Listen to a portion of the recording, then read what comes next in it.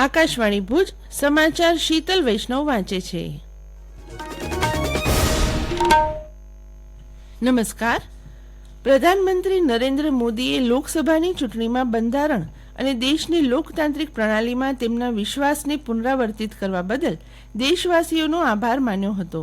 ગઈકાલે આકાશવાણી પરથી મન કી બાત કાર્યક્રમમાં પ્રધાનમંત્રીએ દેશવાસીઓને કહ્યું કે છેલ્લા એક દાયકા દરમિયાન ભારતમાં વન વિસ્તારનો અભૂતપૂર્વ વિસ્તરણ થયું છે અને અમૃત મહોત્સવ દરમિયાન દેશભરમાં 60,000થી વધુ અમૃત સરોવરો પણ બનાવવામાં આવ્યા હતા. પ્રધાનમંત્રીએ કહ્યું કે આ સમય સુધીમાં આ મહિને પેરિસ ઓલિમ્પિક શરૂ થઈ જશે. તેમણે ભારતીય ટુકડીને ઓલિમ્પિક ગેમ માટે શુભેચ્છા પાઠવી હતી. પ્રધાનમંત્રીએ આકાશવાણી પરિવારને પણ અભિનંદન પાઠવ્યા હતા, કારણ કે આકાશવાણીએ સંસ્કૃત બુલેટિન ગઈકાલે તેના પ્રસારણના 50 વર્ષ પૂર્ણ કરી રહ્યું છે. શ્રી મોદીએ કહ્યું કે એક સપ્તાહ પછી પવિત્ર રથયાત્રા શરૂ થવા જઈ રહી છે. તેમણે ભગવાન જગન્નાથના આશીર્વાદ તમામ દેશવાસીઓ પર રહે તેવી શુભેચ્છા પાઠવી હતી. વિશ્વ બેંકે ભારતને કાર્બન ઉત્સર્જનમાં ઘટાડો કરવા માટે $150 કરોડ નાણાકીય સહાયને મંજૂરી આપી દીધી છે. ગ્રીન હાઇડ્રોજન અને ઇલેક્ટ્રોલાઇઝર માટે બજારને પ્રોત્સાહન તેમજ પુનઃપ્રાપ્ય ઉર્જાને વધારવા હેતુથી આ નાણાકીય સહાય જાહેર કરાઈ છે. આ પૂર્વે જૂન 2023માં વિશ્વ બેંકે પ્રથમ નિમ્ન carbon energy programmatic development policy operation માટે $150 કરોડ સહાયના પ્રથમ હપ્તાને મંજૂરી આપી હતી.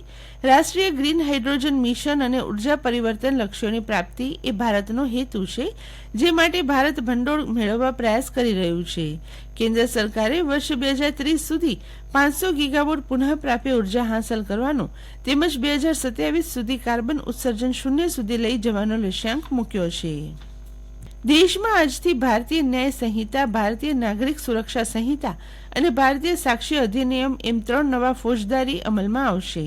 કેન્દ્ર સરકારે રાજ્યો અને કેન્દ્ર શાસિત પ્રદેશો સાથે નિયમિત બેઠક યોજી છે અને તેઓ આ ત્રણેય નવા કાયદા લાગુ કરવા માટે ટેકનોલોજી, ક્ષમતા નિર્માણ અને જાગૃતિ વધારવા માટે સંપૂર્ણ રીતે સજ્જ છે. આ મામલે પોલીસ અને તપાસ અધિકારીઓને તાલીમ આપવામાં આવી છે. આકાશવાણી અને દૂરદર્શનના સમાચાર બુલેટિન, કાર્યક્રમો, ચર્ચાઓ અને સામાજિક માધ્યમના પ્લેટફોર્મની મદદથી આ વિષય અંગે ઊંડાણપૂર્વક ચર્ચાઓ તેમજ વિશ્લેષણ કરવામાં આવ્યા છે.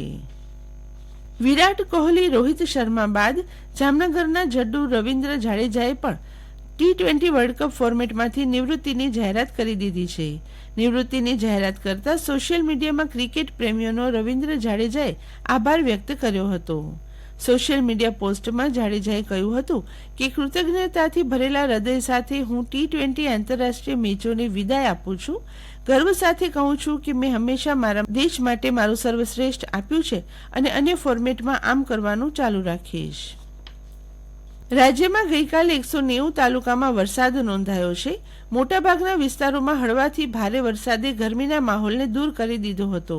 રાજ્યમાં સૌથી વધુ 6 ઇંચ વરસાદ સુરતના પલસાણા તાલુકામાં થયો હતો, તો અમદાવાદમાં 7 ઇંચ વરસાદ નોંધાયો હતો.